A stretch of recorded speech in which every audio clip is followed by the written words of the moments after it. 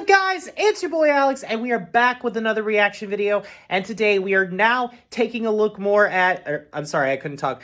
We are taking a look at more of Fictional Characters Collide! I'm sorry, I probably shouldn't go that over the top of the intro. But yes, we're back to some more Fictional Characters Collide. And today, we have a very interesting battle. In fact, you could say it is a battle of knights. Well, one is a knight and one can summon up armor and weapons, basically, that a knight uses. Anyway, today, ladies and gentlemen, we are taking a look at Shovel Knight taking on Erza Scarlet from Fairy Tail. Now, I know what you're thinking. Shovel Knight taking on an anime protagonist? Well, an anime sub-protagonist who gets a lot more battles than most of the main protagonists do. But, yeah, that's basically how it is. I don't know. It could sound interesting. You never know. Let's not waste any time and jump right into the video, shall we? And pretty much like every video we've done on Fictional Characters Collide, we always got to start off with the rules of how this series works. Again, basically like Death Battle, so not too much to go into, apparently. Sorry, I didn't have an intro planned for this. So anyway, without further ado, let's dive right in and see who wins between Shovel Knight or Erza Scarlet from Fairy Tail. So, start the video in 3, 2, 1, let's go. Oh gosh, I didn't even realize I smacked my face with my finger. Oh my gosh. Okay, let's just start this off. Gosh, that was not fun. And pretty much like this, we always start off with this rockin' intro. Oh!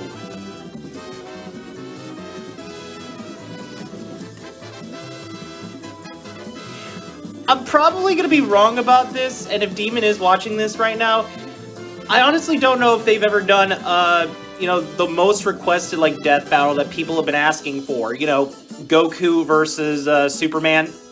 I don't know if they ever did that, but if they did, that would be kind of interesting, and they would join the trend. A deal of honor that emphasizes on the concept of bravery, loyalty, and generosity. Over the generations, the idea of the knight usually stays with this code, making hundreds of versions of knights. Oh yeah. Media. But some knights take the idea and give it a magical twist. I almost forgot how, like, really well done Hollow Knight is. Like Shovel Knight, I'm halfway into it, but I still want to play more of it. Fairy Tail's S-Class Knight Fairy Queen. He's Demon and Knight Marcher. And it's our job to analyze these characters to their fullest. Yeah. Their feats and faults. To see what happens when these two fictional characters collide. Our tale begins with a duo of knights who go across the land gathering riches to their heart's desire. Life was as best it can be for them where nothing bad can truly happen. I won't deny, like, the story for Shovel Knight was really well done. It really gave that, like, essence of, like, an old classic NES game with, like, stories and, you know, design-wise. But after never being able to find her for a while... Honestly, I kind of hope there's a sequel that gets made. Went to do whatever, I guess. Looks like farming, I don't care. Give it up the ways of adventure. But that's when the beings known as the Order of No Quarter appeared across the land, led by a new woman named... I forgot that was the name of the Order of Villains in this game. So the knight I can't even talk. And sends off to save the day and hopefully gain answers to his lost knight love disappearance, bringing back the legend of the Shovel Knight. Okay, he might look a little bit dorky, but don't judge this armored shovel bearer for his size. The dude is packing a lot to save the land from these knights. There we go. There's a burp that came up for a long time. But then he can slash enemies, destroy great chunks of land, and with a simple swipe, it can even fall from the sky. Yeah, that shovel is pretty dang durable if you think about it. He can gain the ability to send a projectile that goes on the ground if his enemies are too far, or even charge up a powerful swing to do massive damage. Oh gosh, spamming the jump, the down attack with that shovel. In his adventure, Shovel Knight has gained quite the arsenal of weaponry. With the flare wand, he could shoot fireballs at his enemies. The chaos spears. They actually managed to find pixelated images of the items in the game. That's attention to detail right there. The mobile gear can be used for transport, but also has a long-range attack. The throwing anchor can be used for hard-to-reach enemies by Shovel Knight tossing a literal anchor at them. From my all-time favorites, the powerful Warhorn. Whoa, okay. The blows into it does massive area damage, killing all normal enemies like so. Wait, no. But hold on, wait. But that's not all he has on him. During his travels, he has gotten multiple different sets of armor. I think I do remember that, yeah. You get, like, different armor abilities in this. Magic in total. Mail of momentum makes sure he isn't knocked back as hard from attacks. Might actually be helpful for him in the fight, then. Which is just very beautiful. Look at him. Look at him go with those flips. He's just flipping around and doesn't care. Not one care in the world. But there's two more very special armors this guy has in him. With the armor of chaos he got from Kratos. Oh my, I remember this. When they introduced Kratos in the game. Multi-attacking combos with his shovel over the usual one swing. It makes all forms of magic into orbs that come to him. Oh, that's dope. And lastly, he gets the Toad gear from the Battletoads. You know, those and the frogs. Battletoads too, apparently. Oh, so riveting. But then he gets a multi-hit combo, but just like the Toads, his body... Oh, that's like awesome. His horns turn into a familiar ram horn. Oh my gosh. He can extend his shovel size now for much bigger damage. That's With perfect. enough cash, you can make anyone appear in your games for exposure, huh? Cha-changaroo. Doesn't help he's basically everywhere. I mean, look at all these cameos.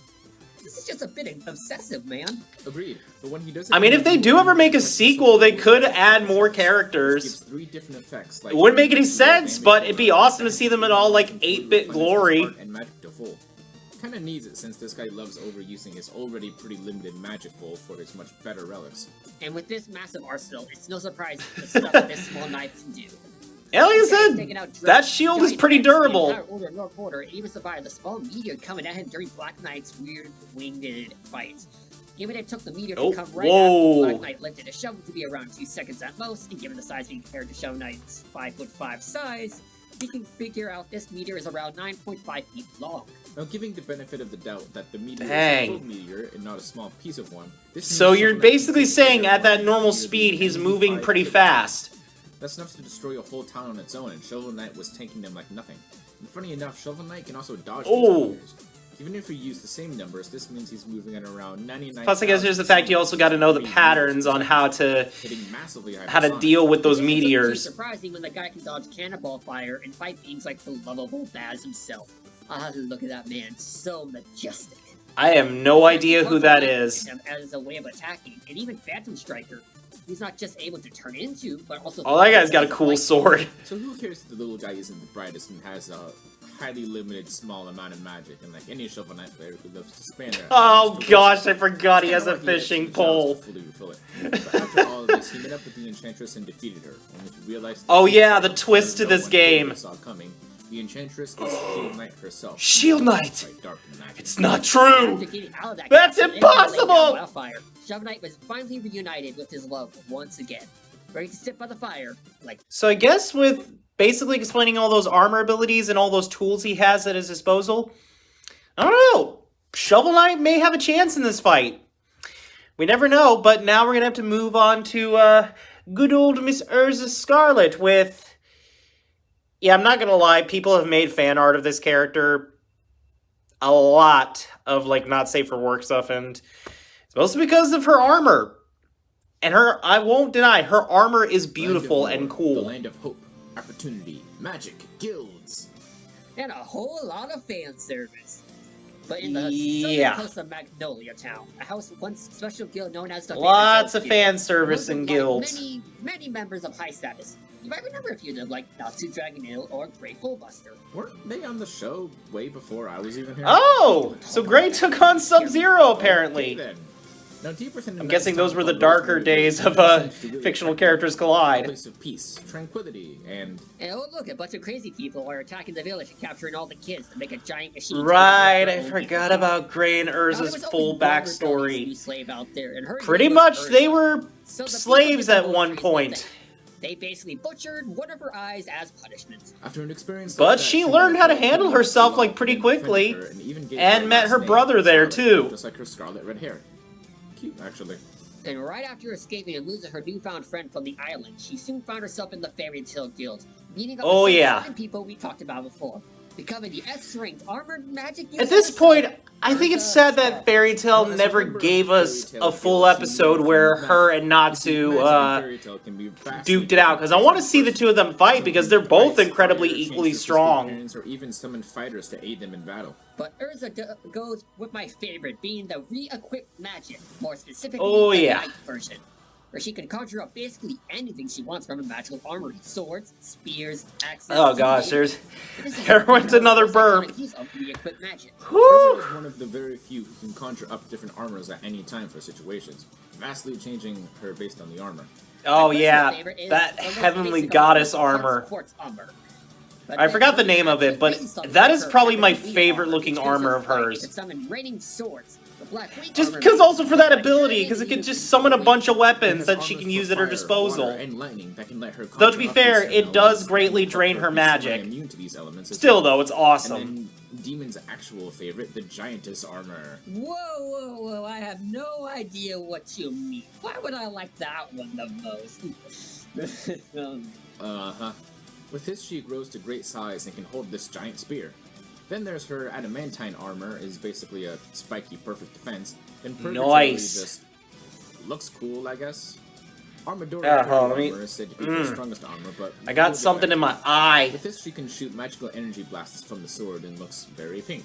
Her clear heart's clothing strips her down greatly, which cuts down her maximum power. I really don't know how that can count as armor plus. Yep. Okay. Oh my. This got way too fan servicey. And while she has a couple of other miscellaneous armors, the best one, no doubt, is her magic-cutting Nakagami armor. I mean, that armor looks pretty dope. Spear is able to dispatch other magical abilities and attacks. Also, it just looks badass too. Oh wait, also there's another major fan service outfit 0 out of 10 Archer Bat series. Oh, yikes.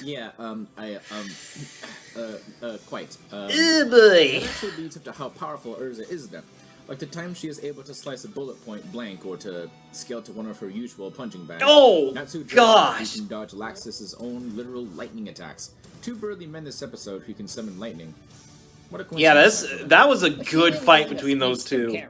Erza focuses on her extreme might and will to protect her friends and loved ones from all danger. Like this one time, after being fully depleted of magic and with a broken arm, busted this giant flicking meteor. Now, given that the meteor is around 148 I mean, to be honest, I think they're also forgetting the fact that, like, there is a drawback to her armor.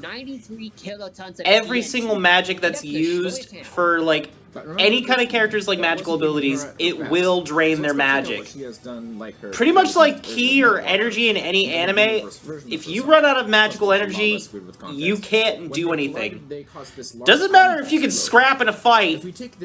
You have no magic ability, you can't use any of your most powerful attacks. And Erza was one of the people in the middle of it. But even all that armor does have a few cracks on it. Like how she does have a finite amount of magic, which can be that's cool. Armorless. She doesn't have a lot of actual training, it is more self-taught, and she has a habit of going down to something like her clear heart clothing to lower her usual defense. We still have to be nuts to go against the Fairy Tail Guild's own Fairy Queen. She will do anything for her friends, no matter what, even if it means you aren't leaving the fight alive. Alright, now I'll be honest, this actually might be a tough one to like think who might take the victory in this. I'm probably gonna go with my main choice. I'm going to bet it all on Erza to win this fight because definitely with all the different armor choices she has with her requips, she's definitely got this in terms of strength and durability. Though, if I went with my gut and said Shovel Knight could take this because, again, he does have a durable shovel again, and he still has all those different armor abilities and his different like weapons and tools at disposal, so I don't know. But again, I'm going to go with my main pick. I'm going with Erza to win this fight. I could be wrong again, like I've been... I think I've only been wrong maybe like twice, but we'll see what happens. Oh, wow, it's just... Okay, so they're just going to start straight off the bat, aren't they? Whoa, okay. Hold on. There was no, like, thing telling them to fight, but okay, they're just going to do this. Okay. Holy crap. I think he just smacked her with his fishing pole. Oh my gosh.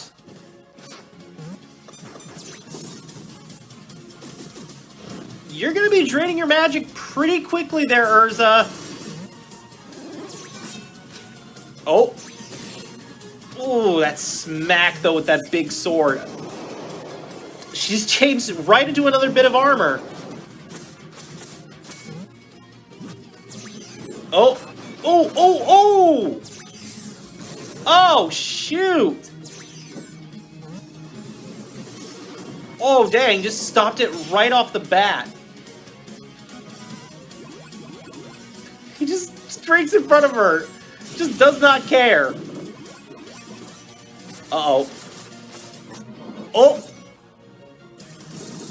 Uh-oh, found an opening. Ooh!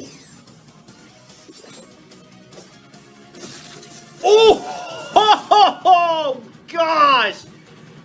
Hey, I called it right, though! That's lucky right there. Holy freaking crap! That was a split decision there, if you get what I mean. These two magical I mean, if we're gonna be honest, she was draining her magic like way too quickly with those like constant requips. She should have like barely had enough energy left after that. Could easily scale to beings who can dodge. But dang, I'm glad I called it right though. Happened like way too fast though. Well, there you have it, guys. That was my reaction to Shovel Knight versus Erza. I gotta say, that went like way too fast, I'll tell you that. There's no reason for it to like go super fast or anything like that, but that was one crazy fight, I'll tell you. Sadly, my recording pretty much like I ended up getting a message after like ending that recording. But yeah.